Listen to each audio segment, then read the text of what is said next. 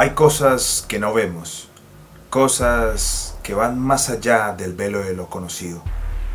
A veces suele ser un crujido en la oscuridad, un susurro que no proviene de nadie, un ser que no debería estar ahí. Muchas veces intentamos convencernos de que puede ser producto de nuestra imaginación, pero ¿y si no lo es? Muchos dicen que lo paranormal o el terror son solo historias que sirven para asustarnos, pero tú y yo hemos visto y hemos sabido lo contrario.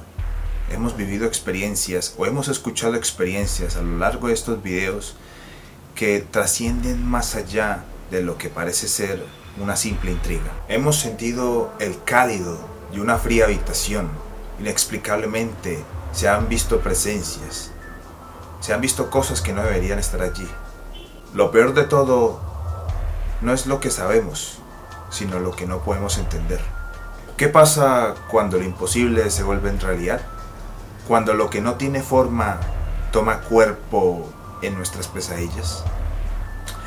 Y así, damas y caballeros, damos inicio a esta sección nuevamente para contar historias paranormales o simplemente de terror que le han sucedido a familiares, conocidos, cercanos, suscriptores y que me han enviado y que han sido de utilidad para que puedan ser narradas el día de hoy.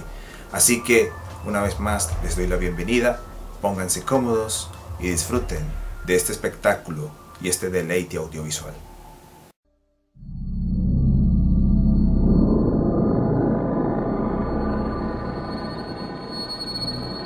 La primera historia que voy a narrar le sucedió a la pareja de mi hermana, quien mientras se encontraba disfrutando de la comodidad de su alegre infancia, un día decidió meter la mano en un lugar recóndito de su casa donde habitaba un posible inquilino no deseado. Vamos con la historia. Cuando era niño, vivía en una casa de arquitectura bastante rústica, lo más común que se puede ver en esos barrios y sectores de la ciudad. La diferencia es que en esa casa había un agujero que daba hacia un lugar que nunca llegué a descifrar qué era, pero no era habitable, era algo pequeño y completamente cerrado, y podría decirse que ni un perro podría dormir allí. Era un mini sótano que teníamos para guardar cosas relativamente pequeñas de la casa. En fin, un día estaba jugando con una pelota que tenía por ahí cuando se me fue por ese agujero y no tuve otra opción más que meter la mano ahí para sacarla. De repente, justo cuando había tocado la pelota, siento que alguien dentro agarra mi mano y empieza a jalarme hacia adentro con mucha fuerza. No pude distinguir qué era, pero sin duda era una mano muy huesuda que me tiraba para adentro hasta que lograra su cometido. Estaba atemorizado y tuve que gritar para pedir ayuda. Cada vez más sentía que eso que estaba ahí dentro seguía metiéndome en el agujero.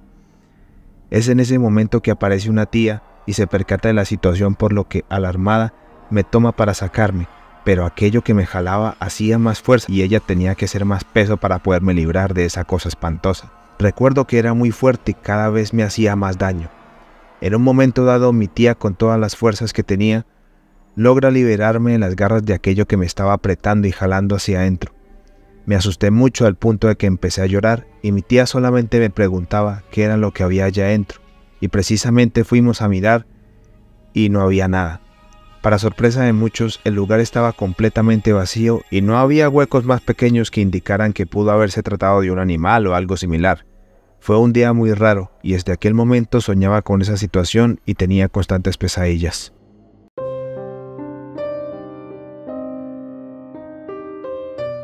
Muchos estamos familiarizados o conocemos el caso Amityville, aquel evento que sigue siendo objeto de mucha controversia y debate a día de hoy sobre los macabros sucesos que han ocurrido en esa casa y que han inspirado 2 películas respectivamente. Pero, ¿y si les digo que en un edificio que no queda muy lejos de donde yo vivo han ocurrido cosas inexplicablemente aterradoras que siguen siendo bastante cuestionables? La próxima historia que voy a contar es una recopilación de datos y testimonios de vecinos que han vivido más tiempo en ese barrio que yo y que han sido testigos de sucesos macabros y un tanto paranormales que han ocurrido en un edificio que literalmente queda a 2 casas de la mía. Vamos con la historia. Esta historia empieza cronológicamente en el año 94. año en que se creó el edificio y empezaron a vivir algunos inquilinos, entre ellos una señora mayor que, según testimonio de algunos vecinos, era de mucho cuidado y que solía infundir miedo al practicar con la brujería y cosas relacionadas a la magia negra. 5 años después, esa señora falleció en extrañas circunstancias que a día de hoy no se han esclarecido. 2 años después de la partida de la señora, una pareja con su hijo se muda a vivir en el mismo apartamento que habitaba ella y se veían que era una familia humilde y sencilla que no presentaban problemas. Sin embargo, un día el hombre asesinó a la esposa y a su hijo en horas de la noche. Según relatos de la policía, el sujeto tenía antecedentes penales por robo a mano armada y sufría de esquizofrenia. Lo interesante acá llega cuando un día un familiar fue a visitarlo a la cárcel y señaló que él decía que escuchaba voces que le incitaban a acabar con la vida de su familia porque si no se la cobrarían a él, y la situación empeoraba cuando sentía que habían sombras moviéndose por varios sitios del apartamento. Pasaron los años y una nueva pareja se mudó al edificio, pero esta vez pararon en el primer piso pues tenían pensado montar una tienda. Total que la pareja vivió establemente con su hijo por muchos meses hasta que un día empezaron a sentir presencias siniestras en el lugar. Algunos comensales del lugar decían ver pasar sombras pensando que se trataba de algún tercero, pero la que atendía a la tienda siempre estaba sola, pues el marido trabajaba como profesor de una universidad y llegaba hasta en la noche. El niño vivía asustado por las incontables veces en las que se caían objetos en la casa y escuchaba susurros al llegar al colegio. Fue por ello que decidieron cederle la tienda a unos nuevos inquilinos que vivirían en ese piso de igual forma y ellos se mudaban a otro nuevo hogar. Los nuevos propietarios de la tienda también manifestaban molestias con el piso y hasta sentían las mismas presencias extrañas que sentían los anteriores dueños. Aunque eran creyentes en Dios, decidieron establecerse un tiempo corto hasta que se mudaron a un nuevo pueblo y la tienda fue cedida nuevamente a otros inquilinos que recién se cambiaron al edificio, una pareja de recién casados que tenía una hija. Esta historia culmina de forma deprimente, pues los nuevos propietarios no duraron mucho con su negocio, ya que al poco tiempo la señora que atendía el local tomó la fatal decisión de atentar contra su vida, cerrando ese círculo de malas energías que rodean el lugar. Según el esposo, ella sufría de depresión y tuvo constantes episodios donde se levantaba gritando, diciendo que en los sueños alguien le decía que dejara de vivir.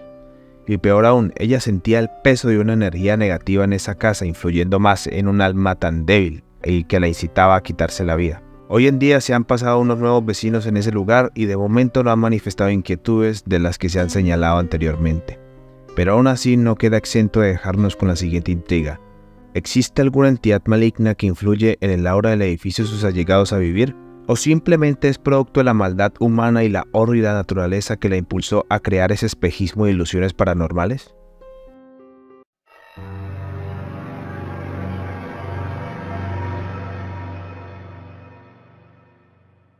La figura del vampiro es una de las más icónicas y representativas en cuanto al folclore del terror nos referimos.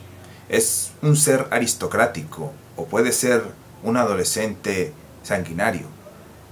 Pero más allá de la representación ficticia creada por Bram Stoker, existen vampiros de la vida real que son incluso más sanguinarios y terroríficos que ese ser de corte aristocrático. La próxima historia que voy a contar le sucedió al abuelo de un amigo cuya historia ha trascendido a generaciones y que ha sido prestada para el día de hoy para que sea de testimonio que existen vampiros que no necesariamente dependen de colmillos para consumar un acto de maldad. Vamos con la historia. Era una tarde cuando estaba tomándome unos tragos en un bar que quedaba en el centro de la ciudad. En ese momento se me acercó un hombre muy particular. Era delgado, bien vestido y bastante formal para estar en un lugar considerado de mala muerte. El hombre llegó con mucha amabilidad y me ofreció unas botellas de cerveza para hacer compañía en esa lúgubre soledad que ya tenía desde hace rato. Total, que aquel hombre se mostró muy cortés en todo el tiempo e inclusive solía ser muy educado con los demás comensales del lugar. Me dijo que trabajaba como albañil y carpintero y ahí aprovechamos para conocernos un poco más. Al poco tiempo, la borrachera empezaba a emerger en mi ser y tenía ganas de irme a mi casa.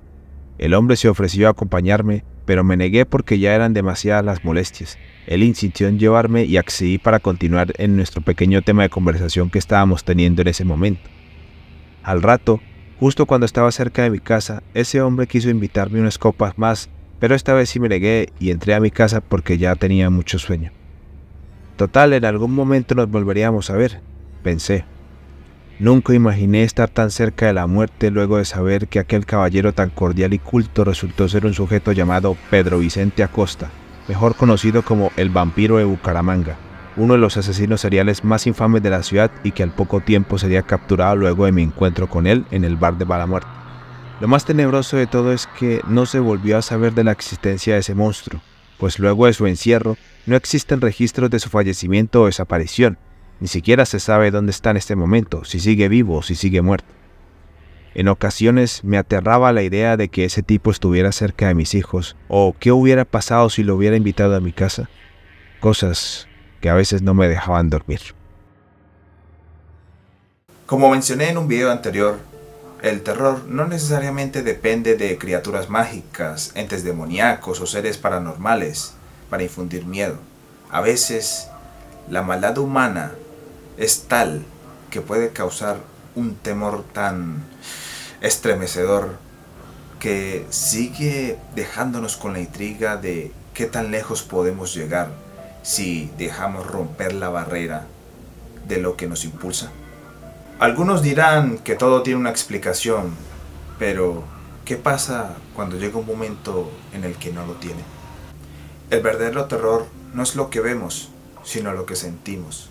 Esa incertidumbre que deja un vacío existencial bastante abrumador que nos sigue dejando con mucha intriga a día de hoy y que puede ser muy inquietante.